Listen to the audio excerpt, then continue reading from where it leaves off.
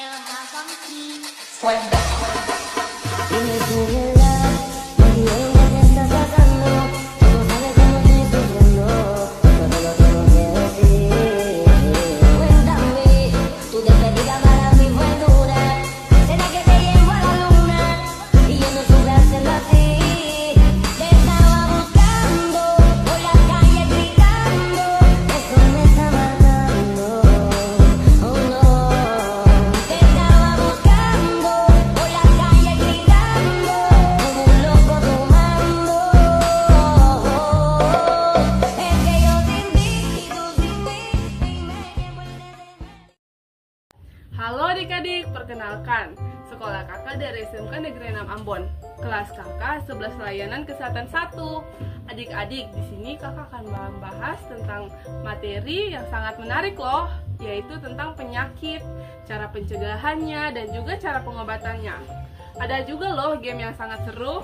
Yuk adik-adik kita masuk ke dalam materinya. Nah, adik-adik, sekarang kakak mau tanya, apakah di sini ada yang pernah mengalami penyakit demam, diare, atau radang tenggorokan? Nah, dari penyakit yang sudah kakak jelaskan, ada pula loh penyakit yang lainnya, yaitu eksim dan ISPA atau infeksi saluran pernafasan atas. Nah adik-adik, sekarang kakak akan menjelaskan salah satu penyakit, yaitu penyakit eksim. Nah, kakak mau tanya nih, adik-adik tahu tidak apa itu organ terluar tubuh kita? Kakak kasih waktu ya 5 detik. 1, 2, 3, 4, 5. Siapa yang benar nih? Jawabannya yaitu kulit. Nah, penyakit eksim ini menyerang kulit kita loh. Dan penyakit ini ditandai dengan ruam merah, gatal, dan kulit yang kering. Kalau adik-adik tahu mempunyai tanda-tanda seperti yang kakak sebutkan tadi, segera laporkan ke orang tua ya. Nah adik-adik, setelah tadi dijelaskan mengenai beberapa hal mengenai penyakit eksim, ada satu fakta loh yang mengenai penyakit eksim, yaitu penyakit ini tidak dapat disembuhkan dan tidak memiliki obat untuk penyakit eksim. Sekarang kakak ini akan menjelaskan faktor-faktor penyebab dari penyakit eksim, yaitu yang pertama, mutasi genetik. Nah, maksud dari mutasi genetik ini yang pertama adalah maksudnya adalah ada perubahan yang terjadi dalam diri adik-adik dan juga kakak yang tidak diketahui dan akan berakibat buruk, yaitu munculnya penyakit eksim pada diri adik-adik. Nah, contoh sederhana untuk adik-adik dapat memahami apa itu mutasi genetik. Bayangkan, gelas dan juga air ini adalah tubuh adik-adik yang masih sehat. Tiba-tiba terjadi perubahan yang tanpa disadari oleh adik-adik dan juga akan mengakibatkan hal buruk, yaitu terjadi mutasi genetik. Awalnya tubuh adik-adik ini bersih, namun terjadi perubahan yang tidak disadari oleh adik-adik sehingga menyebabkan tubuh adik-adik rusak atau juga kotor sehingga terjadi eksim. Nah adik-adik, tadi kan untuk penjelasan mengenai faktor yang pertama yaitu mutasi genetik. Kita lanjut ke faktor yang kedua yaitu faktor keturunan. Nah adik-adik, di faktor keturunan ini secara sederhana yaitu apabila ada keluarga adik-adik mulai dari kakek atau nenek yang terjangkit atau terkena penyakit eksim, maka kemungkinan terkena juga kepada keturunan selanjutnya yaitu adik-adik atau orang tua adik-adik, yaitu ayah dan juga ibu adik-adik itu sendiri. Yang ketiga atau yang terakhir adalah gangguan imunitas tubuh. Nah, maksud dari gangguan imunitas tubuh ini adalah tubuh adik-adik tidak bisa menahan atau melawan virus. Nah, contohnya di tubuh adik-adik terdapat perisai yang sangat kuat dan juga besar yang melindungi tubuh adik-adik dari berbagai macam virus dan juga bakteri, sehingga adik-adik tetap kuat dan sehat. Tetapi perisai yang awalnya kuat dan juga besar itu lama-kelamaan akan rusak. Nah, hal ini yang menyebabkan adik-adik akan terkena penyakit eksim, dan bukan hanya penyakit eksim loh, ada juga penyakit yang banyak sekali.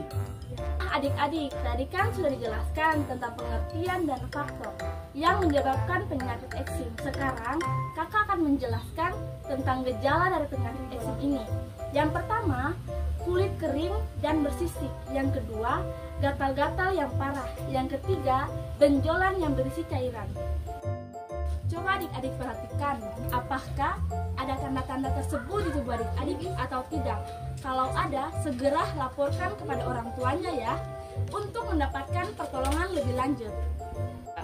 Nah, tadi kan kakak sudah katakan bahwa penyakit eksim tidak bisa disembuhkan loh. Tetapi ada cara pengobatannya yang hanya membantu mengurangi dampak dari penyakit tersebut loh. Yang pertama, mandi air hangat. Yang kedua, mengompres dingin area yang gatal. Yang ketiga, menggunakan bahan pakaian yang nyaman. Yang keempat, menggunakan pelembab yang khusus.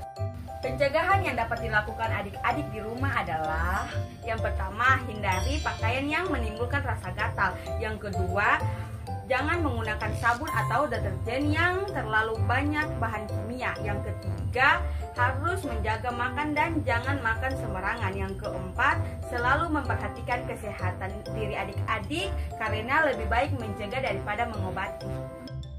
Nah, berbicara soal kesehatan dan daya tahan tubuh adik-adik, haruslah diimbangi dengan makanan yang sehat dan juga bergizi. Nah, yaitu 4 sehat, 5 sempurna. Di mana orang tua harus memperhatikan pola makan seimbang adik-adik. Jadi, selalu ingatkan orang tuanya kalau harus makan seimbang, tetapi jangan memaksakan ya. Lihat juga kondisi orang tuanya. Jadi adik-adik harus makan makanan yang mengandung protein, yang mengandung serat seperti sayur dan buah-buahan. Perhatikan karbonnya, bisa didapat dari nasi dan umbi-umbian. Jangan keseringan makan jajan ya. Ya, terus adik-adik juga harus makan buah-buahan untuk pemenuhan serat adik-adik. Dan tak lupa susu buat adik-adik untuk kelengkapan nutrisi bagi kalian untuk menambah daya tahan tubuh adik-adik. Juga harus minum vitamin yang banyak ya. Nah adik-adik, kan kakak sempat singgung tentang gangguan imunitas tubuh dan sudah dijelaskan nih. Nah, bagi adik-adik yang memiliki imun tubuh yang lemah dan gampang terserang penyakit, serta perlu memperhatikan kebersihan diri adik-adik. Kenapa? Karena hal ini penting karena berkaitan dengan personal hygiene atau kebersihan diri adik-adik. Nah, adik-adik, ada cara yang sangat sederhana loh yang akan kakak ajarkan, yaitu dengan cara menyanyikan lagu Kepala, Pundak, Lutut, Kaki. Yuk kita nyanyikan sama-sama.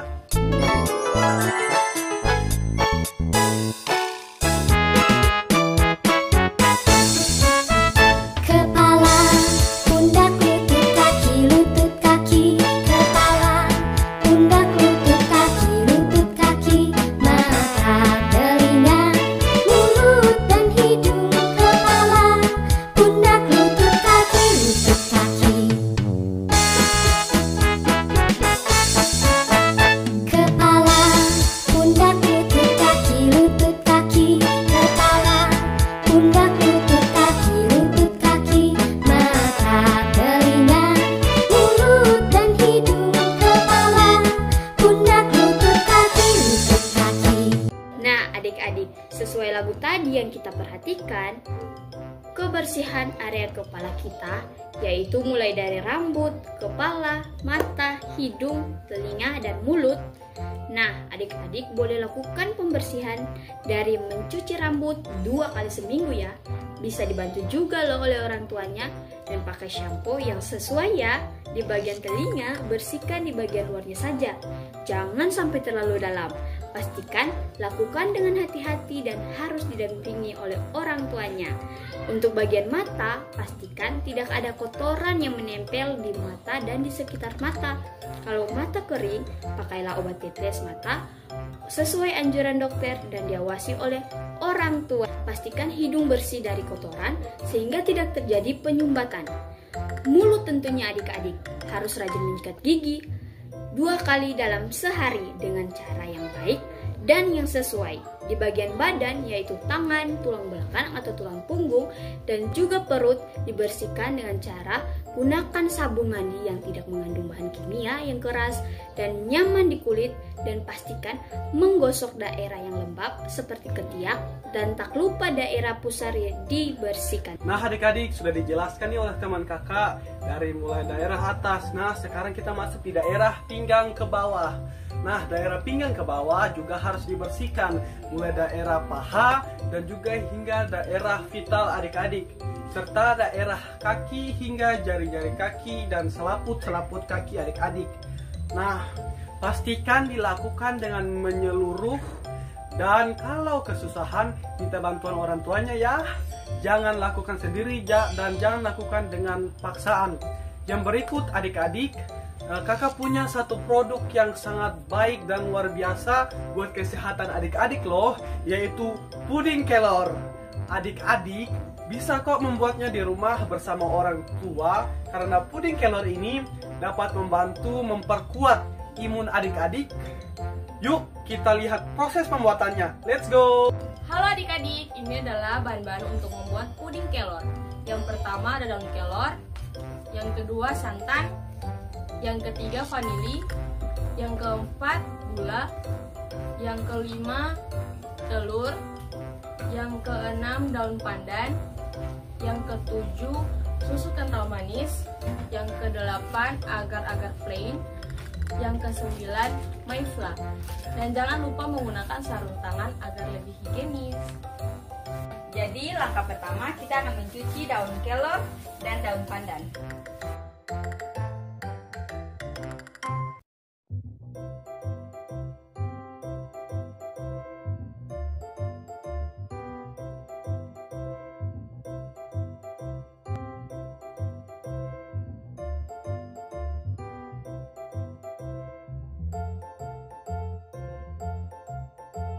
Langkah yang kedua, kita potong daun pandan.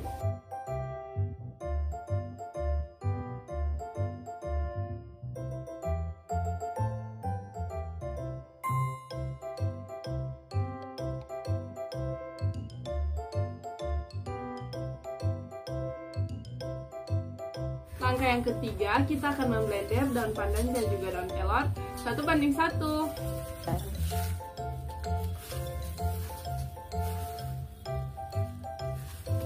Kita tambahkan air 350 ml.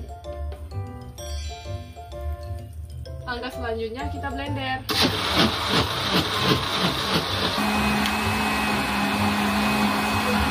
Tahap selanjutnya yaitu kita menyaring daun kelor dan daun pandan yang sudah dihaluskan.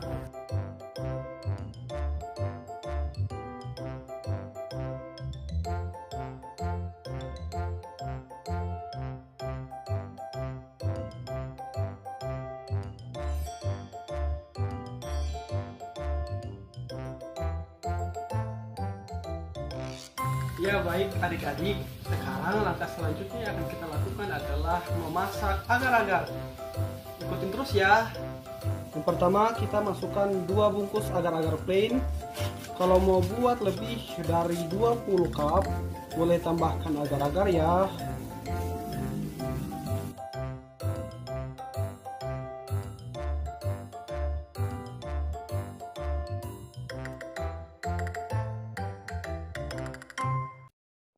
Sekarang kita masukkan air, sari daun kelor dan pandan sebanyak 6 gelas.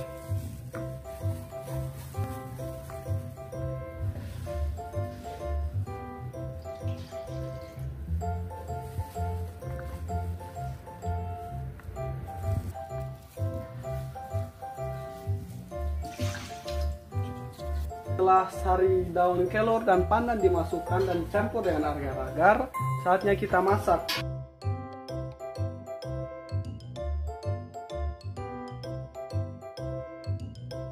Oke adik-adik, langkah selanjutnya kakak akan menambahkan gula sama garam.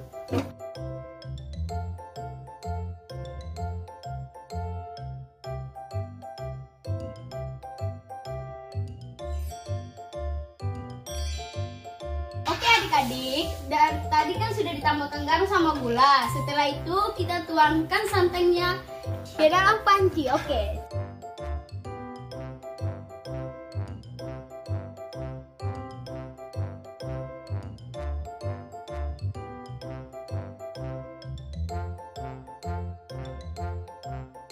Adik-adik, tadi kan sudah dituangkan santan ke dalam panci. Sekarang kita tambahkan susu kental manis.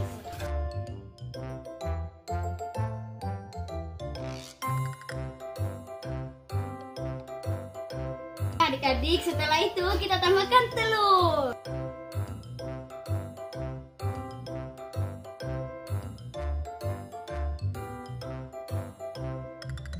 Selanjutnya kita tambahkan 1 sendok vanili.